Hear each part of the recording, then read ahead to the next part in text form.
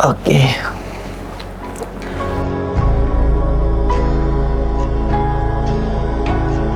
Kenapa harus Move On Studio? Kenapa ya? Kenapa harus Move On Studio? Oh, karena Move On Studio itu tempat syuting yang aman, nyaman, dan tentram buat bikin podcast gitu. Karena baru masuk studionya aja, kalian udah disambut sama tembok hitam berwarna kehijauan gitu, hitam kehijauan yang menandakan hijau itu sejuk dan hitam itu kalem. Jadi menandakan kalau tempat ini itu sejuk dan aman, nyaman gitu, tentram gitu. Jadi enak gitu buat bikin podcast gitu. Dan nyatanya emang tempatnya nyaman dan tentram ya, dingin gitu. Dan itu yang bikin kita nyaman syuting di Move On Studio. Dan kenapa harus Move On Studio? Karena di Move On Studio kalian bisa bikin podcast, talk show, dan live streaming guys. Jadi mau bikin apapun gak usah pusing gitu, karena bisa gitu. Nah, dan kenapa harus Move On Studio? Karena Move On Studio harganya terjangkau.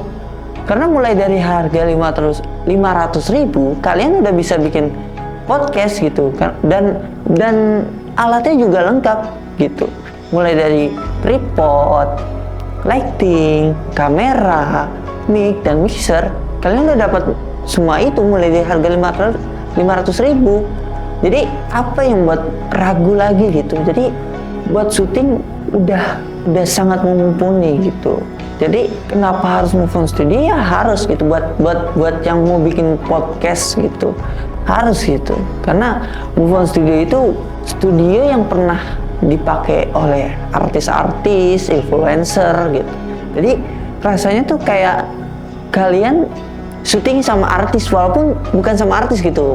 Maksudnya merasakan suasana podcast di studio podcast, rasa artis gitu.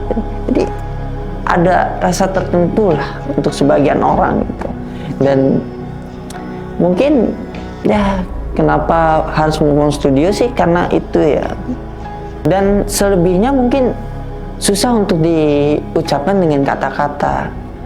Dan mungkin kalian harus coba dan kalian harus syuting di Move On Studio supaya merasakan apa yang saya katakan gitu.